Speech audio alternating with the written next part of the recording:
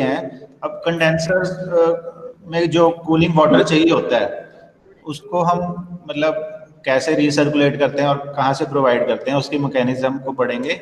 तो टॉपिक का नाम क्या हो गया, cooling water supply for condensers.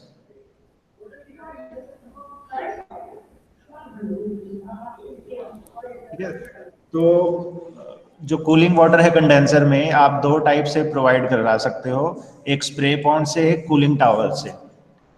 तो पहली मैकेनिज्म स्प्रे पॉन्ड की डायग्राम देख लो। इसमें क्या दिखा रखा है, जैसे कोई एयर कंडीशनिंग रेफ्रिजरेशन प्लांट है, ठीक है, वहां कंडेंसर से हॉट वाटर आ रहा है, ऊपर 4-5 नोजल्स दिख रही हैं।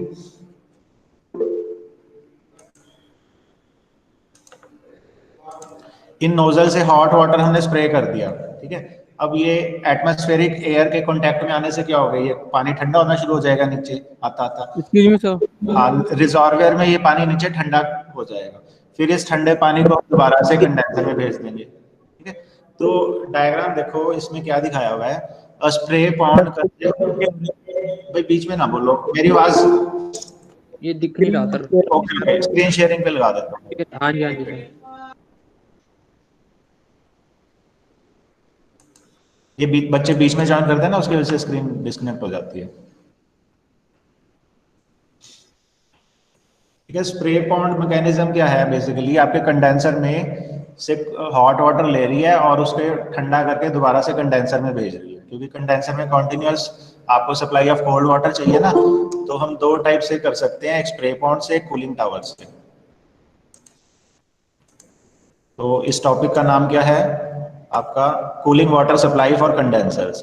अब पहली डायग्राम समझ लो, स्प्रे पॉन्ड। इसमें आपको लेफ्ट साइड पे दिख रही है एक refrigeration plant, air conditioning plant, जहां पे मतलब आप कोई रेफ्रिजरेशन साइकिल से कूलिंग कर रहे हो। अब कंडेंसर से हॉट वाटर आ रहा है।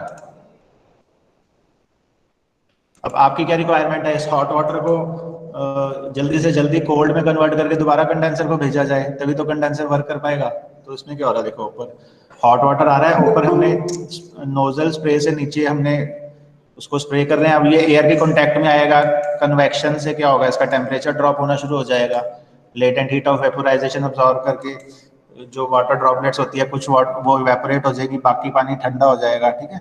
तो नीचे रिजर्वायर में क्या हो जाएगा, कोल्ड वाटर हो जाएगा। क्यों हो जाएगा, क्योंकि कुछ वाटर ड्रॉपलेट्स तो इवेपोरेट हो जाएगी एयर के कांटेक्ट में आने से, ठीक है ना। और वो इवेपोरेट होती हुई क्या है, हीट अब्सॉर्ब करेंगी, हीट अब्सॉर्ब होने से कूलिंग हो जाएगी। तो नीचे आते आते पानी ठंडा हो जाता है नोजल से, इस पानी को दोबारा से हम एयर कंडीशनिंग प्लांट में भेज देते हैं। फिर वहां पे साइकिल शुरू हो जाती है, कंप्रेसर में गया रेफ्रिजरेंट, फिर कंडेंसर में। कंडेंसर में क्या हुआ, दोबारा से वो हॉट हो गया, हॉट वाटर को दोबारा से नोजल से स्प्रे कर दिया, तो वो नीचे आते आते ठंडा हो गया। तो ये हमारा कॉन्टिन्यूस चलता रहता है, ठीक है। तो this is spray pond mechanism of providing water to condenser. Next है कूलिंग टावर, ठीक है। सर ये कूलिंग दोबारा टावर समझाओ सर। ऊपर वाला, हाँ जी ये सर। सर ऊपर से पता नहीं चल रहा सर जी, ये हॉट वाटर कैसे है। ठीक है, हॉट वाटर तो कंडेंसर से आ रहा है ना। कंडेंसर आपके हॉट वाटर आ रहा है, उसको ठंडा करके हम कोल्ड वाटर कंडेंसर में भेज रहे हैं, ठीक है। तो हॉट वाटर जो आ रहा है ना, ये एयर कंडीशनिंग प्लांट में कंडेंसर से ही आ रहा है, उसको हमने नोजल से स्प्रे किया। अब स्प्रे करते हुए वो एयर के कांटेक्ट में आया, एयर के कांटेक्ट में जैसे ही आया वो कुछ वेपर्स इवेपोरेट हो गए, नीचे आता आता पानी ठंडा हो गया, उस ठंडे पानी को रिजर्वायर में इकट्ठा कर लिया, पंप से दोबारा से हमने रेफ्रिजरेशन प्लांट में भेज दिया, ठीक है। इसमें कोई ज्यादा इंजीनियरिंग तो लगी नहीं हुई, सिंपल सी मैकेनिज्म है। देखो सर हमें ठंडी हवा अंदर भेजनी है, तो सर नहीं, कूल वो आपको पानी ठंडा करना है और वो हवा अच्छा से ठंडा कर रहे हो आप। कंडेंसर से हमने गर्म पानी ले लिया, उसको हवा के कांटेक्ट में लाके ठंडा कर दिया, ठंडे पानी ठीक को है रिजर्वायर में इकट्ठा कर दिया, पंप की हेल्प से दोबारा से एयर कंडीशनिंग प्लांट में भेज दिया, ठीक है ना। ठीक है सर। एक मिनट ये डायग्राम देखो और फिर अगला टॉपिक शुरू करते हैं। सर स्क्रीन तो आई नहीं थी। तेरा फोन खराब है भाई। मैं नेट चेक कर लिया अपना इमराज। बाजी वाकई में राज क्लास लगा रहा। मेरा नेट स्लो है वैसे आज।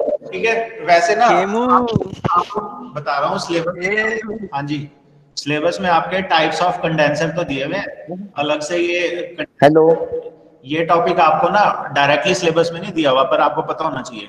सिलेबस में जस्ट कंडेंसर मेंशन है, ये कंडेंसर की सब मतलब आप कह सकते हो कंडेंसर से जुड़ा टॉपिक है, इसलिए मैं कवर कर रहा हूँ। कोई इसमें मतलब नॉलेजमेंट होगी से पता भी होना चाहिए। तो ये कई बच्चे बार बार एंटर हो रहे हैं, इससे एक ये प्रेजेंटेशन टूट जाती है। तो स्क्रीन विजिबल है? सर हाँ जी सर। Okay okay. कुछ बच्चे तो अटेंडेंस के लिए ही आ रहे हैं, तो वो अगर नहीं सीखना चाहते और वो डिस्टर्ब ना करें भाई। अब नेक्स्ट टॉपिक है कूलिंग टावर।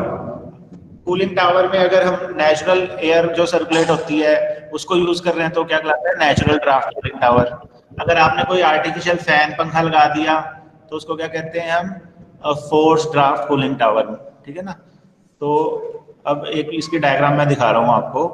कंडेंसर से पानी आ रहा है गर्म, ऊपर नोजल से हमने स्प्रे कर दिया। यहाँ कितनी नोजल दिखाई हुई हैं? 6 नोजलें दिखाई हुई हैं, ठीक है। नीचे पानी गिर रहा है, अब नीचे अब एयर भी आ रही है इसमें, तो एयर जैसे ही हॉट वाटर के कांटेक्ट में आ गई तो उससे क्या होगा? उसका टेम्परेचर ड्रॉप होगा, कुछ वेपर इवेपोरेट भी हो जाएंगे वाटर के, और वो ठंडा हो जाएगा बाकी पानी। कोल्ड नीचे आता आता पानी ठंडा हो जाएगा और इसको हम दोबारा कंडेंसर में भेज देंगे, ठीक है ना। तो इस कूलिंग टावर क्या है? देखो, हॉट वाटर आ रहा है कंडेंसर से, ऊपर नोजल से स्प्रे कर रहे हैं, और नीचे से एयर की सर्कुलेशन भी है, ठीक है। नीचे आता आता पानी ठंडा हो जाएगा, उस ठंडे पानी को दोबारा से मैं कंडेंसर को भेज दूंगा कूलिंग के लिए, ठीक है ना। अब इस प्रोसेस में क्या होगा कि कुछ पानी हमारी फ्रेश वाटर की भी रिक्वायरमेंट पड़ सकती है, तो makeup water from city mains भी आप सप्लाई कर सकते हो। तो इसमें जो एयर सर्कुलेट हो रही है ना, अगर वो नेचुरल एयर है, आप कोई आर्टिफिशियल मीन्स नहीं लगा रहे, तो नेचुरल ड्राफ्ट कूलिंग टावर कहलाएगा। अगर आपने पंखा लगा दिया तो वही फोर्स ड्राफ्ट कूलिंग टावर बन जाएगा, ठीक है। तो ये दो डायग्राम में थोड़ी सी पढ़ लेना, method of mechanism of cooling. Clear है ये डायग्राम?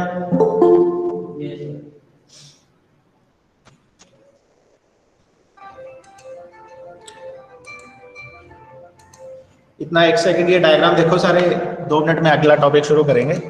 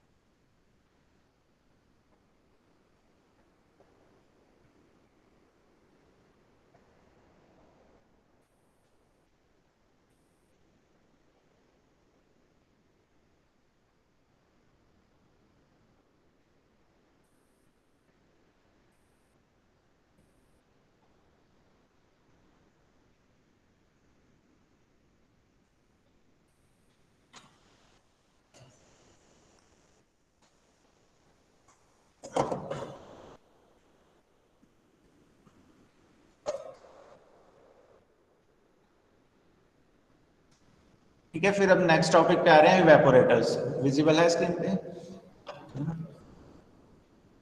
तो अभी इवेपोरेटर ये 4-5 टाइप्स की आपको डायग्राम करनी है, तो मैं दिखा देता हूँ। एक तो फ्लडेड टाइप इवेपोरेटर, इसकी डायग्राम वर्किंग समझनी है। फिर एक है ड्राई एक्सपेंशन इवेपोरेटर। फिर एक ये बेयर ट्यूब इवेपोरेटर, इसमें स्टील की ट्यूबें भी हो सकती हैं और कॉपर की ट्यूब्स भी हो सकती हैं, ठीक है ना। तो कॉपर की ट्यूब्स ये जहाँ फ्रीऑन रेफ्रिजरेंट गैस यूज हो रही है वहाँ प्रेफर करते हैं, और स्टील की ट्यूबें कहाँ यूज करते हैं? जहाँ अमोनिया गैस वगैरह यूज हो रही हो। इस वाले में अभी डिस्कस कर लेंगे। फिर एक ये प्लेट सरफेस इवेपोरेटर, और एक ये फिन्ड इवेपोरेटर, ठीक है। तो 4-5 डायग्राम में आपको ये करनी है। हो सकता है ये अलग ना क्वेश्चन भी आ सकता है, एक्सप्लेन फिन्ड इवेपोरेटर्स 4 मार्क्स में, या 10 में आ जाएगा explain different type of evaporators. तो कौन कौन से अभी कवर करेंगे हम आज के टॉपिक में? एक ये फिन्ड इवेपोरेटर, एक प्लेट सरफेस इवेपोरेटर,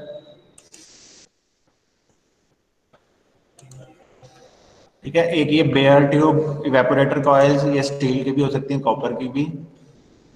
फिर एक ये ड्राई एक्सपेंशन इवेपोरेटर, और एक ये फ्लडेड इवेपोरेटर, ठीक है ना। तो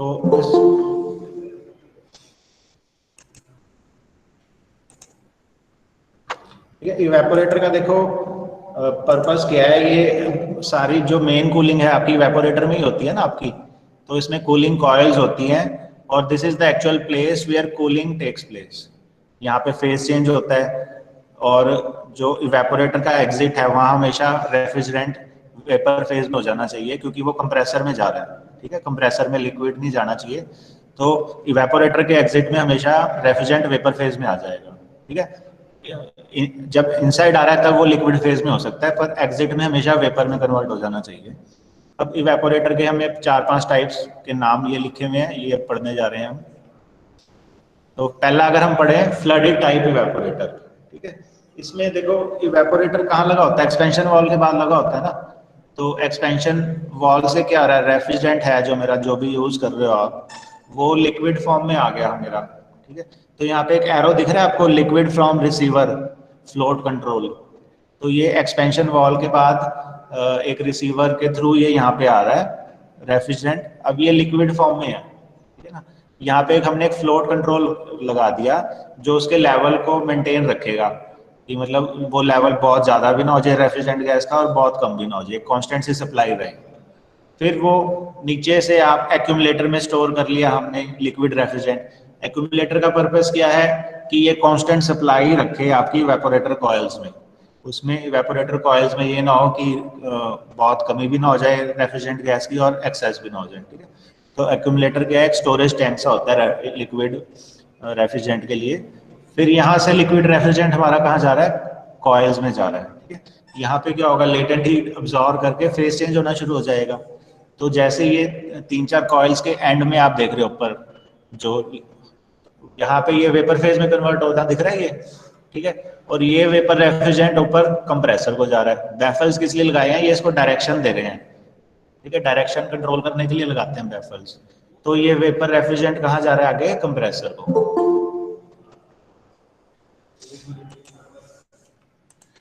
तो इसकी एक बार वर्किंग समझने के लिए देखो आप, पहले लिक्विड एक्सपेंशन वॉल से आ गया, फ्लोट कंट्रोल के थ्रू एक्यूमुलेटर में आ गया। ठीक है, एक्यूमुलेटर से कहाँ गया, ये इवेपोरेटर कॉइल्स में। इवेपोरेटर कॉइल्स में इसने लेटेंट हीट अब्सॉर्ब करी, फेज चेंज हो गया, ऊपर आता आता ये वेपर में कन्वर्ट हो गया। ठीक है, फिर ये वेपर कहाँ जाएगा, बैफल से डायरेक्शनल इसकी कंट्रोल करते हुए कंप्रेसर को भेज दिया हमने। बन जाएगी डायग्राम, कोई ज़्यादा टफ तो है भी नहीं। तो बस आपको याद रखना है, पहले एक फ्लोट कंट्रोल दिखा दो, फिर एक एक्यूमुलेटर दिखा दो, फिर इवेपोरेटर कॉइल दिखा देना, और सबसे ऊपर सक्शन टू कंप्रेसर। ठीक है ना, इसमें डायरेक्शन के एरो दिए हुए हैं, आपको देखते ही पता चल रहा है, कोई ऐसा कोई ज़्यादा टफ डायग्राम तो है नहीं है। तो उसका नाम क्या है, फ्लडेड इवेपोरेटर। ठीक है, फिर नेक्स्ट आपका जो इवेपोरेटर आपको पढ़ना है, ड्राई एक्सपेंशन इवेपोरेटर। ये भी सिंपल ब्लॉक डायग्राम से बनाई हुई है। तो इसमें देखो क्या हो रहा है, जो लिक्विड रेफ्रिजरेंट है वो एक्सपेंशन वॉल के थ्रू आ रहा है इवेपोरेटर कॉइल्स में। वहाँ पे क्या करेगा, ये लेटेंट हीट अब्सॉर्ब करके फेज चेंज करेगा, और बाहर जाता जाता ये वेपर में कन्वर्ट हो जाएगा। ये वेपर कहाँ जाएंगे, कंप्रेसर में। अब इसमें एक फिलर बल्ब लगा हुआ है। फिलर बल्ब क्या है, यहाँ देखो मैंने अंडरलाइन कर दिया है, filler bulb of the expansion valve controls the rate of flow through the orifice of the wall. ठीक है, मतलब ये रेफ्रिजरेंट के फ्लो को कंट्रोल कर रहा है। ओरिफिस किसको कहते हैं, माइन्यूट होल को, या जहाँ से आपका रेफ्रिजरेंट पास हो रहा है। तो एक तरीके से फ्लो को कंट्रोल कर रहा है थ्रू द वॉल्व, ये जो फिलर बल्ब लगाया हुआ है। तो इसमें तो सिंपल सी डायग्राम है, आपका रेफ्रिजरेंट आपका एक्सपेंशन वॉल से आया है इवेपोरेटर कॉइल्स में, यहाँ पे इसने कूलिंग करी, फेज चेंज किया, और ये कंप्रेसर को जा रहा है। और ये बाहर आता आता ये सारा लिक्विड से वेपर में कन्वर्ट हो गया। ठीक है, ड्राई एक्सपेंशन इसलिए ही कहा है क्योंकि बाहर जाता जाता तो ये ड्राई हो गया ना, वेपर में कन्वर्ट हो गया। सर वो फ्लडेड इवेपोरेटर द्वारा, फ्लडेड अभी मैं कराऊंगा रिवाइज, कोई बात नहीं, ये वाला समझ आ गया। इससे हाँ, अगले ये वाला वो दोबारा रिपीट करा देंगे लास्ट में। फिर अगला आता है बेयर ट्यूब इवेपोरेटर। ठीक है, इसमें भी ट्यूब्स ही दिखाई हुई हैं इवेपोरेटर में, ट्यूबें तो होंगी क्योंकि फेस चेंज कराना है आपको। तो ये दो अरेंजमेंट दिखाए हुए हैं देखो, एक तो जिगजैग टाइप ट्यूबें दिखाई हुई हैं, एक ओवल टाइप। तो ये कोई भी एक डायग्राम या दोनों की आप प्रैक्टिस कर लेना। इसका टॉप व्यू और फ्रंट व्यू दिखाया हुआ है देखो, ठीक है। ओवल टाइप में अंडे की शेप से दिखाई हुई है, जिगजैग में ये जिगजैग शेप दिखाई हुई है। अब ये इसमें कह रहा है दो टाइप की ट्यूब यूज कर सकते हैं, या तो स्टील के भी पाइप ट्यूबिंग हो सकती है या कॉपर की ट्यूबिंग हो सकती है। फिर ये कह रहा है कॉपर की ट्यूबिंग तब प्रेफर करते हैं अगर रेफ्रिजरेंट गैस फ्रीऑन टाइप की है कोई, ठीक है। और स्टील ट्यूब्स कब प्रेफर करते हैं अगर अमोनिया गैस वगैरह यूज कर रहे हो, जैसे कोई आइस प्लांट है, कोल्ड स्टोरेज है। तो आपको ये दो डायग्राम बना देना और थोड़ा लिख देना इनमें कॉपर और स्टील की ट्यूब्स हमारी यूज कर सकते हैं। तो मेनली सर जो कॉपर की ट्यूब है वो हमारी डोमेस्टिक्स वगैरह में यूज होती है।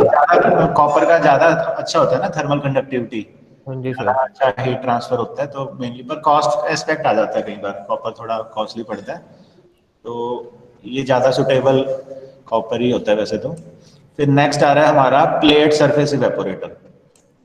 अब इसमें कोई नई चीज़ नहीं करी, इवेपोरेटर कॉइल के साथ एक प्लेट को वेल्ड कर दिया, ठीक है ना। जैसे कल मैंने आपको बताया था ना फिन्स हमारे ज़्यादा कूलिंग करते हैं इंजन की, ऐसे ही यहाँ प्लेट लगाने से क्या होगा, कूलिंग जल्दी होगी रेफ्रिजरेंट गैस की, ठीक है ना। इवेपोरेटर में हमारा एम क्या होता है भाई, कूलिंग ज़्यादा से ज़्यादा हो, जल्दी से फेस चेंज करे गैस। तो उसको बढ़ाने के लिए हमें रेट ऑफ इवेपोरेशन एक प्लेट को वेल्ड कर दिया इवेपोरेटर ट्यूब्स के साथ। पीछे दिख रही है ना ये प्लेट है आपको, तो इसका नाम क्या पड़ गया, प्लेट सरफेस इवेपोरेटर। इसमें भी देखो लिक्विड रेफ्रिजरेंट आ रहा है हमारा एक्सपेंशन वॉल से, ये इनकी कॉइल्स में गया, यहाँ क्या हुआ, फेस चेंज हो जाएगा, ठंडक हो गई है, और ये वेपर रेफ्रिजरेंट बाहर एग्जिट में दोबारा से कंप्रेसर को चला जाएगा, ठीक है ना। और एक ये जो डायग्राम है नेक्स्ट है हमारी, कौन सी आ रही है, फिन्ड इवेपोरेटर्स। इसमें क्या दिखाया है, अभी पिछले डायग्राम में हमने प्लेट को वेल्ड किया था, इसमें हमने क्या किया, फिन्स को वेल्ड कर दिया इवेपोरेटर कॉइल्स के साथ। फिन्स आपको, हाँ फिन्स दिखाई थी ना मैंने कल आपको, के साथ लगी होती है, वैसे ही है। अरे विंडो एसी की जो पीछे लगी होती है ये फिन्स तो होती है, जो बिल्कुल बैक साइड में यूज होती है। वही तो कह रहा हूँ, ये आपकी ये इवेपोरेटर कॉइल्स के साथ लगा देते हैं, ठीक है ना। तो finned evaporator coils consist of bare tubes over which metal plates और फिन्स आर फास्टन्ड, ठीक है ना। तो इससे क्या होगा, हीट ट्रांसफर इंप्रूव होगा, एफिशिएंसी बढ़ जाएगी इवेपोरेटर में, जल्दी कूलिंग होएगी, जल्दी फेस चेंज हो जाएगा, और वो जो फेस चेंज होकर वेपर बनेगा वो हम कहाँ भेज देंगे, कंप्रेसर में, ठीक है ना। तो बस आपको ये ऐसे लाइनें सी दिखानी है, ये फिन्स दिखा रही है। अब फ्रंट व्यू में तो ऐसे सिंपल एक लाइन ही दिखेगी ना, असल में ये हाँ जी सर। जो आपको इंजन होता है वैसे ही होती है, ये जो कल दिखाई थी मैंने डायग्राम। तो ये 5 टाइप के इवेपोरेटर पढ़ने हैं आपको, एक बार दोबारा रिवाइज कर लेते हैं। फिन्ड इवेपोरेटर में हमने ट्यूबों के साथ फिन को वेल्ड कर दिया, या फास्टन भी कर सकते हो। लिक्विड रेफ्रिजरेंट आएगा, यहाँ फेस चेंज करता हुआ इनमें कूल होके कंप्रेसर को चला जाएगा, ठीक है। इनलेट पे हमेशा लिक्विड होगा, एग्जिट पे वेपर होगा रेफ्रिजरेंट। फिर अगली डायग्राम ये प्लेट सरफेस इवेपोरेटर है, इसमें हमने फिन्स की जगह एक प्लेट को वेल्ड कर दिया इवेपोरेटर कॉइल्स के साथ। पर्पस दोनों का वही है कि भाई रेफ्रिजरेंट को जल्दी से फेस चेंज कराना, उसकी जल्दी कूलिंग करना, ठीक है ना। इनलेट पे देखो यहाँ भी लिक्विड है, आउटलेट पे वेपर है। फिर ये जो आपका ट्यूब कॉइल इवेपोरेटर है, बेयर ट्यूब कॉइल, इसमें 2 शेप बना देना, एक ओवल टाइप, एक जिगजैग टाइप। लिख देना भाई कॉपर की ट्यूब भी यूज कर सकते हैं और स्टील की ट्यूब भी यूज कर सकते हैं। कॉपर की हम जनरली प्रेफर करते हैं जब फ्रीऑन रेफ्रिजरेंट होता है, और स्टील की कब करते हैं जब अमोनिया गैस रेफ्रिजरेंट है, कोई कोल्ड स्टोरेज है, कोई आइस प्लांट है, तो वहाँ पे ये यूज होता है, ठीक है ना।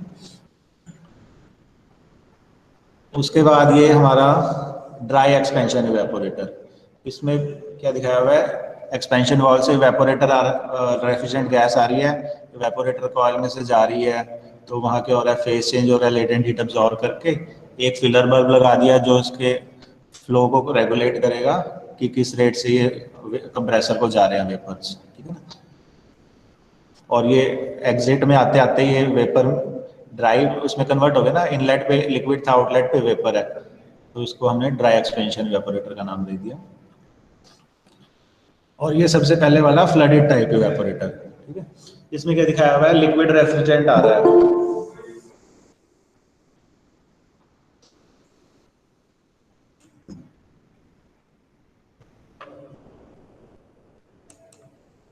ये डायग्राम देख लो, लिक्विड रेफ्रिजरेंट आ रहा है ना, कहाँ से आ रहा है ये?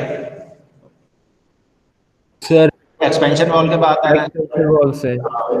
तो अब इसको हमने एक फ्लोट कंट्रोल के थ्रू एक्यूमुलेटर में ले गए, ठीक है। एक्यूमुलेटर में इसका कुछ एप्रिशिएबल अमाउंट इकट्ठा हो गया, उसको फिर हम इवेपोरेटर कॉइल्स में ले गए। इवेपोरेटर कॉइल्स में जब जाएगा तो फेज चेंज होगा, कूलिंग होगा, और ऊपर एग्जिट में इवेपोरेटर कॉइल्स के ये किस में कन्वर्ट हो जाएगा? वेपर फेज में, ठीक है। अब इस वेपर को हमें वाया बैफल्स, बैफल्स क्या करता है? डायरेक्शन देता है वेपर को किधर जाना है। ये वेपर रेफ्रिजरेंट को वाया बैफल्स हमने कहाँ भेज दिया? कंप्रेसर में, ठीक है ना। तो ये डायग्राम आपको एरो की पॉइंट से समझ आ रही है कि लिक्विड रेफ्रिजरेंट आया, उसको हम फ्लोट कंट्रोल से एक्यूमुलेटर में ले गए, एक्यूमुलेटर से इवेपोरेटर कॉइल में, इवेपोरेटर कॉइल के एग्जिट में वो वेपर में कन्वर्ट हो गया, और इसको हमने कंप्रेसर को भेज दिया। तो इसका नाम क्या हो गया? फ्लडेड टाइप इवेपोरेटर, ठीक है। अब फ्लडेड तो टाइप सर इसका टेम्परेचर भी तो ज्यादा होगा ना ये इवेपोरेटर का? नहीं, इसकी ना एफिशिएंसी ज्यादा आती है ड्राई एक्सपेंशन इवेपोरेटर से।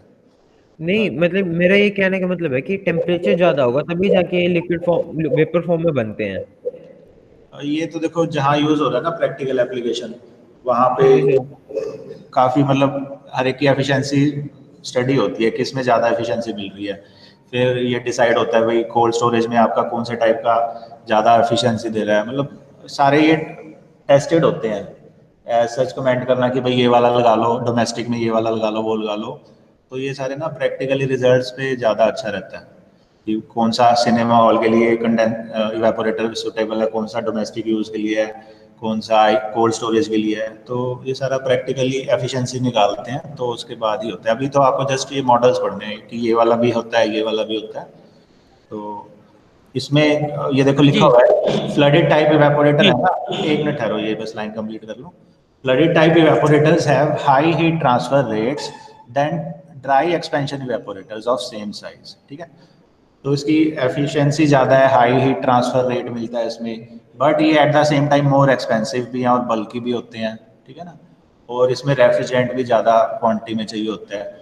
बट ये कहाँ सुटेबल है? जहाँ लार्ज इंस्टॉलेशन है, जैसे chemical and food processing industries हैं, या large central air conditioning units हैं, उस टाइप में। हाँ जी बोलो, क्या कह रहे थे आप? तो जी इवेपोरेटर का मेन फंक्शन लिक्विड फेज को वेपर में तो बदलना होता है सर जी। देखो ये एक्चुअल प्लेस है जहाँ कूलिंग हो रही है, ठीक है ना सर। हाँ हाँ जी सर, ये फ्रिज में भी तो होगा ना ये? हाँ, हर एक में होता है।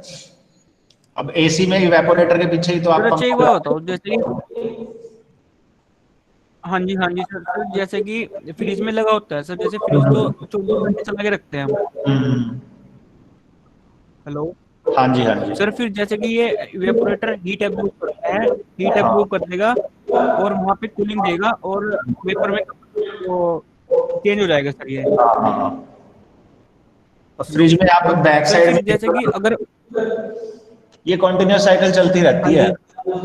अब जैसे ही बिजली जैसे चली, कि वहाँ पे टेम्परेचर पूरा ठंडा हो गया, आप ये कह रहे होंगे बर्फ ज्यादा जम जाती है, ठीक है ना। तो नहीं वो सर, वैसे जैसे वो ठंडा हो गया अंदर से पूरी तरह से सर, उसके बाद वेपर कैसे बदलेगी सर उसकी? रेफ्रिजरेंट गैस तो कंटिन्यूअसली चेंज कर रहा है फेज। आपका रेफ्रिजरेंट गैस सर वो ही नहीं समझ में आ रहा कैसे चेंज कर रहा है सर, जैसे कि जब तक ही तो सर वो होगा ना, जब तक सर हीट लेगा तो। नहीं, आप एक चीज समझो ना, देखो रेफ्रिजरेंट गैस 4 चीजों में से जा रही है, compressor, condenser, expansion valve, evaporator, और कंटिन्यूअस ये साइकिल चल रही है। हाँ जी सर। कंप्रेसर में आएगी तो वो वेपर फेज में आ गई, कंडेंसर में गई तो कन्वर्ट्स हो गया, एक्सपेंशन वाल में भी वो लेटेंट हीट अब्सॉर्ब करके फेज चेंज कर रही है। तो जैसे बिजली जाती है तो ये हमारी जो रेफ्रिजरेंट गैस है, ये साइकिल रुक जाएगी ना, कंप्रेसर बंद हो गया वो, तो धीरे धीरे कूलिंग बंद हो जाएगी। तो ये तब तक कूलिंग रहेगी जब तक आपका ये रेफ्रिजरेंट गैस घूम रही है इन चारों इक्विपमेंट्स में और वो फेज चेंज कर रही है, ठीक है। अब जब बिजली चली जाती है सर जैसे इवेपोरेटर में, हाँ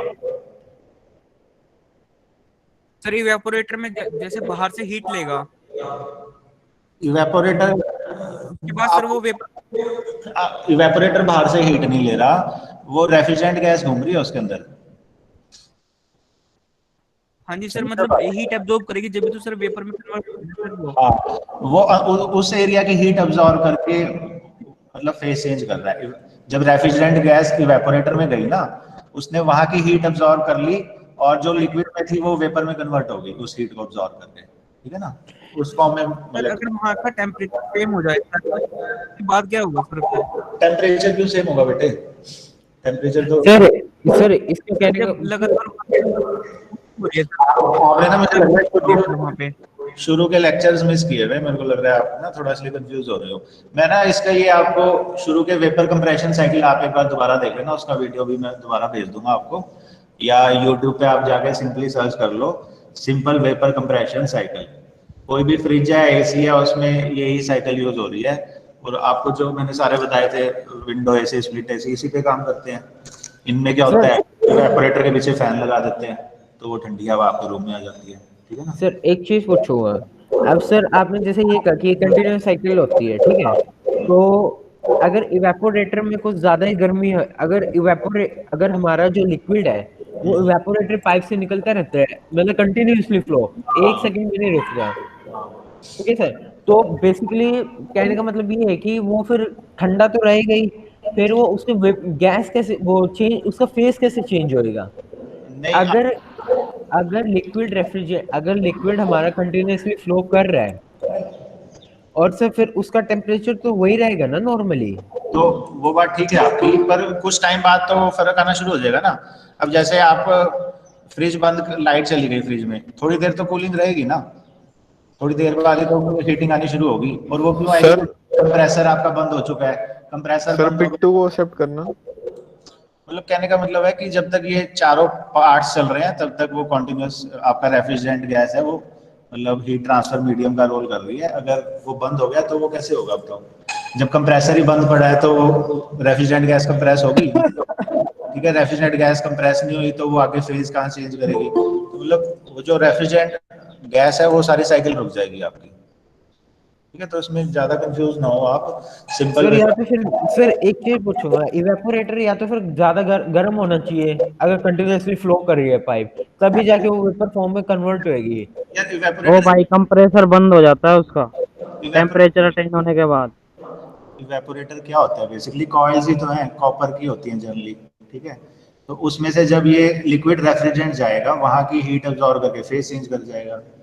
तो आप वो, अब जब कंप्रेसर ही नहीं चल रहा तो आप मेरे को बताओ उसमें वो रेफ्रिजरेंट, वो सारा सिस्टम रुक जाएगा ना आपका। जो रेफ्रिजरेंट गैस पहले कंप्रेसर में जा रही थी, वो वेपर में कन्वर्ट होती थी, फिर कंडेंसर में जाती थी, फिर वहाँ उसकी कूलिंग होती थी, ठीक है, उसका टेम्परेचर ड्रॉप होता था, फिर एक्सपेंशन वॉल में जाती थी, वहाँ उसका थोड़ा सा लिक्विड और प्रेशर ड्रॉप हो जाता था, फिर इवेपोरेटर में आके वो फेज चेंज कर जाती थी। तो ये सारी साइकिल डिस्टर्ब हो जाती है। तो तब तक ही ये काम कर रही है जब तक आपका कंप्रेसर चल रहा है, ठीक है। तो इसमें ज़्यादा, अब आगे के जो चैप्टर आएंगे ना उसमें ये चीज़ें भी पढ़ोगे आप। कई बार इवेपोरेटर में, पुराने फ्रिजेस में देखते थे ना, अब ज़्यादा बर्फ जम जाती थी तो उसमें आपको फ्रिज भी बंद करने पड़ते थे। जो पुराने टेक्नोलॉजी थे उनमें ऑटो डिफ्रॉस्टिंग नहीं थी, ठीक है। तो आपको 6-6 घंटे फ्रिज बंद करना पड़ता था, क्योंकि जो आपका ऊपर होता नहीं है जहाँ पे आप बर्फ वगैरह को जमाते हो, वहाँ सारी बर्फ जम जाती थी। तो फिर अब क्या हो गया, लेटेस्ट डिफ्रॉस्टिंग टेक्नोलॉजी आ गई है, तो वो ऑटोमेटिकली बर्फ को साफ करते हैं। वो सारी चीजें भी आएंगी अभी जो आगे के चैप्टर्स हैं। तो मतलब डे बाय डे जैसे टेक्नोलॉजी इंप्रूव हो रही है, तो आपके टाइम में तो नहीं देखे होंगे आपने वो फ्रिजेस, पर आप देखिए सर, देखिए पेरेंट्स से पहले जैसे जेनिथ वगैरह के आते थे फ्रिज, आज से 15 साल पहले, तो उसमें यही प्रॉब्लम होती थी, कूलिंग बहुत ज्यादा करते थे। ऊपर आपके जो मतलब जहाँ बर्फ वगैरह जमाते हो ना, वहाँ सारा बर्फ जम जाता था, क्योंकि डिफ्रॉस्टिंग नहीं होती थी उनमें, ठीक है। घर में है सर ये वही फ्रिज, वो फ्रिज है घर में। इवेपोरेटर कॉइल्स पे बर्फ जम जाती थी। तो अब वो क्या है, वो सारा डिफ्रॉस्टिंग से आगे पढ़ोगे आप मैकेनिज्म, ठीक है ना। तो day by day technology improve हो रही है। तो इस चैप्टर में देखो आपने कंडेंसर्स पढ़ लिए, कंप्रेसर पढ़ लिए, आज इवेपोरेटर भी पढ़ लिए, और ये कंडेंसर में कूलिंग की मैकेनिज्म भी थोड़ी पढ़ लेना। ये वैसे सिलेबस में नहीं है ये कंडेंसर की कूलिंग मैकेनिज्म, पर पता होना चाहिए बीइंग डिप्लोमा होल्डर। तो एक ये स्प्रे पॉन्ड मैकेनिज्म से आप ठंडा कर सकते हो कंडेंसर का पानी, एक ये कूलिंग टावर से, ठीक है। और पांच टाइप के इवेपोरेटर के डायग्राम से याद रख लेना। फ्लडेड इवेपोरेटर, ये एक्सपेंशन फ्लडेड की जो एफिशिएंसी ज़्यादा कह सकते हो, हीट ट्रांसफर ज़्यादा होता है इसमें। फिर आपका ये ट्यूब टाइप हो गया, कॉपर और स्टील वाला। प्लेट सरफेस इवेपोरेटर हो गया, और एक फिन्ड इवेपोरेटर, ठीक है ना। पर्पस सारों में वही है कि लिक्विड रेफ्रिजरेंट आ रहा है, इसमें से जाता जाता फेज चेंज कर जाएगा और एग्जिट में वेपर है वो कंप्रेसर को चला जाएगा, ठीक है ना। ठीक है सर। किसी में प्लेट लगा दी, प्लेट वाला बन गया, किसी में फिन लगा दी, फिन बन गया। और ये एल्युमिनियम कह रहा हूँ, स्टील की या कॉपर की ट्यूब है तो ये ट्यूबिंग टाइप बन गया, ठीक है। तो इसके साथ ही बस मैं अब ज़्यादा आगे नहीं करा रहा क्योंकि सेशनल आपके पास ही है, उसकी तैयारी भी करनी ज़रूरी है। तो थोड़ा ना सारे टॉपिक्स की डायग्राम की प्रैक्टिस करो हाथ से बना के, डायग्राम के ज़्यादा वेटेज पड़ता है क्योंकि ऑब्जेक्टिव टाइप अगर पेपर मतलब 15-20 नंबर का तो यही आएंगे एमसीक्यू टाइप, जो बाकी है उसमें तो आपको डायग्राम ही बनानी पड़ेगी। Yes sir. सेशनल की डेट शीट देख ली सबने? देख ली सर। तीसरा पेपर है, चौथा सॉरी, ओके ओके। लास्ट, बिल्कुल लास्ट।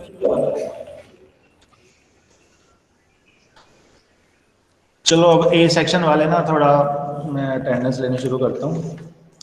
इस चैप्टर में बस थोड़े से टॉपिक बचे हैं, अब आगे कवर कर लेंगे सेक्शनल के बाद। अब सेक्शन ए के एग्जाम कब तक हो जाएंगे सर? सेक्शन ए के 1 से 20 तक भेजना शुरू कर दो अटेंडेंस, ज़्यादा नहीं भेजेंगे, 1 से 20 तक ओनली। ज़्यादा आगे रेंज से बाहर जाओगे ना वो पेज मेरे पास वही खुला होता है। सर अटेंडेंस टाइप कर दे। हेलो हेलो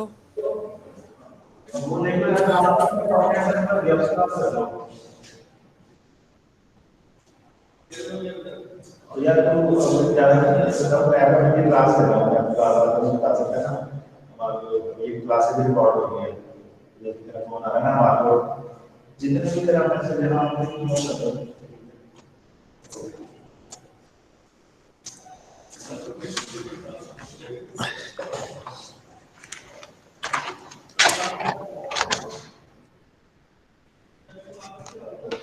ये अभी नोट्स आपको मैं भेज देता हूँ।